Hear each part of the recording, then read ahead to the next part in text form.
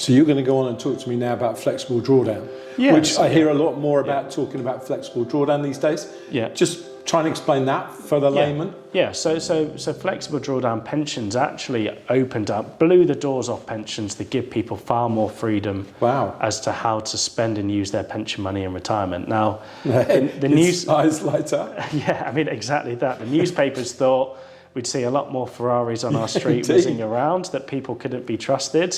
But that's not what we've seen. So that's meant some really, really positive strides forward, because something that I see levelled at pensions all the time is, well, it doesn't give me any freedom.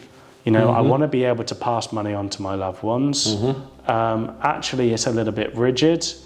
And a lot of what we've seen with flexible drawdown has addressed some of those issues that maybe have been there with pensions in the past. And as you touched on, inheritance tax planning and using pensions in different ways is one of those sort of maybe unintended consequences, and maybe a little bit of a loophole that hasn't quite been noticed yet. And what I mean by that is, actually, by going into flexible drawdown, utilising your pension and spending as much as you need rather than whatever the annuity company says they can afford to provide you, if you manage that correctly, it may well leave you in a position that at the end of life you've got a little bit of money left over, which is a nice thing to have. Yeah. I mean, we all want our last cheque to bounce, but whether that's realistic, I'm not quite sure.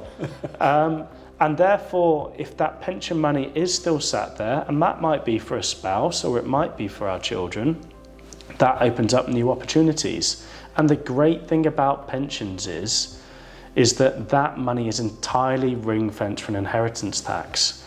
And when I said there's a loophole at the start, what I meant by that is, if you look at inheritance tax planning generally, it requires you to lose some form of access to the capital that you put into that planning. Right, okay. I was going to say, so how does that work then? Yeah, so your pension, actually, you retain full access, full control of that capital, but it sits outside of your estate for inheritance tax. So you get that dual benefit that we just don't see anywhere else. So perversely, actually, while you might be rubbing your hands thinking retirement's around the corner, let me get my hands on that money, you've got all these weird and wonderful plans that you want to spend that money on, actually, ironically, one of those things that you might want to add to your list is save a little bit left over in that pension fund that you can pass on to your loved ones.